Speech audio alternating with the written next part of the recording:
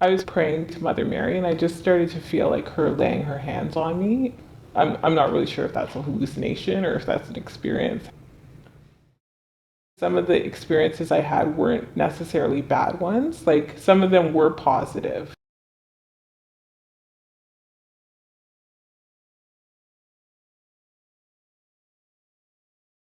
It's difficult for a person who's well to understand how a person who's ill can't understand that they're ill. But it's because you go through these experiences and they seem so real to you that you take the experience as being a part of life, not a part of an illness.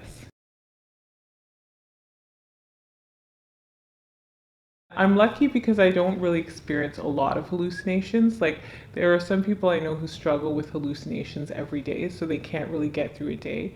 But me, it was like they happened when I was going through stressful periods in my life, like moving away from home and having all these financial difficulties because I was in med school, which is really expensive, and like lots of factors that played into my illness.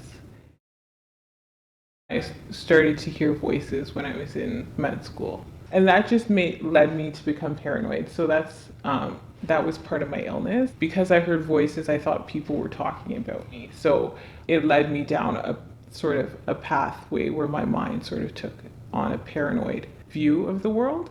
So I didn't associate with the friends that I had.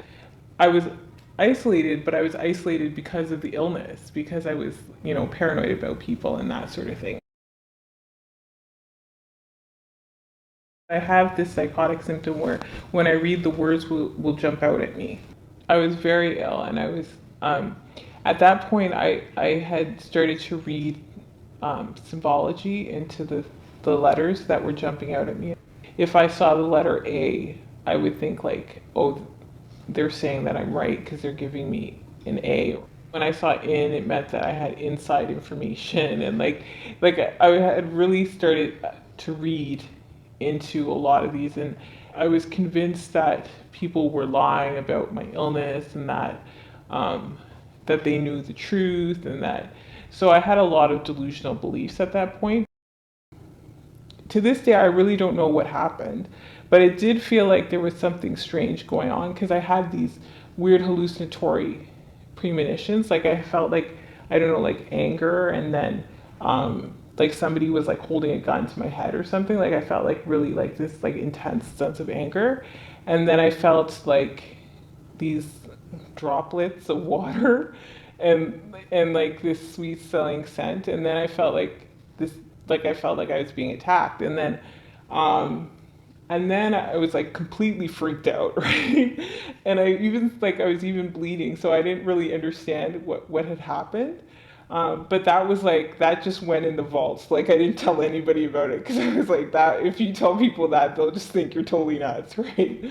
So that was like I didn't really talk about that experience until actually I was in hospital, and I told a doctor, and that was like a year into being in hospital that I told them about that experience. I became an inpatient at the CAMH in 2008. I was there till about October 2010. I was originally diagnosed with delusional disorder. I don't think they were aware of my illness because I didn't really describe it to people because I didn't want people to think I was crazy. So, so I wasn't really forthcoming with all this information about my illness. Like, oh, did you know I experienced a hallucination last night? Like I never told people. So that's why I think it took a long time for me to be diagnosed. Once they had a fuller understanding of my symptoms, like the fact that when I read the words jumped out at me, and that I was very paranoid about people, and some of my experiences were bizarre experiences, they took that all into account, and then they said that actually they thought I had schizophrenia paranoid. So that's the diagnosis they settled on.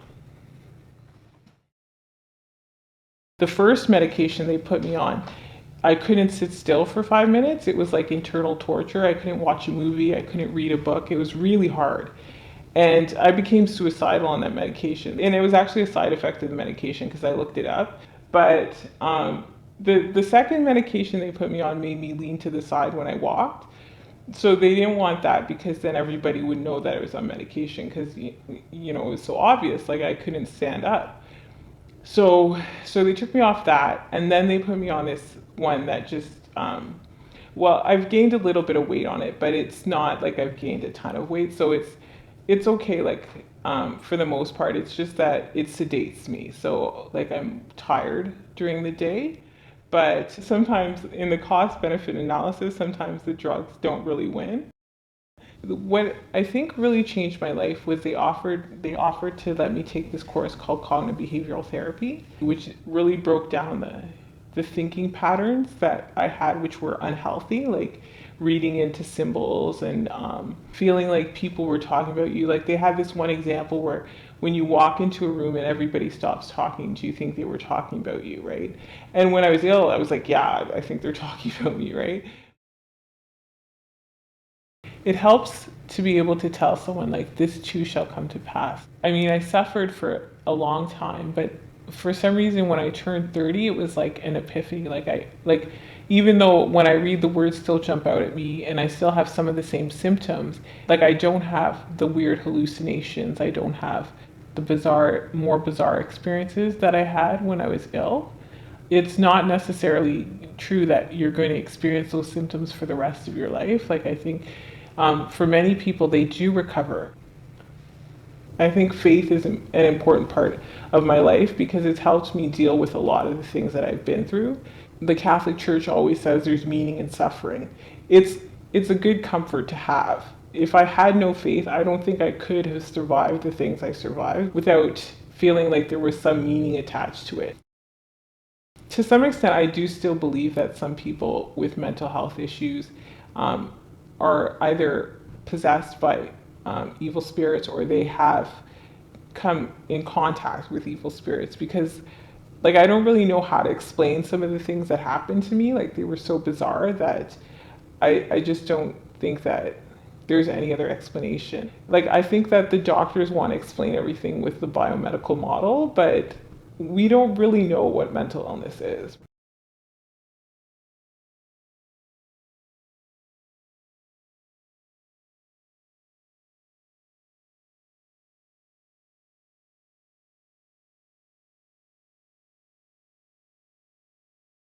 Support Ontario's public television. Donate at tvo.org.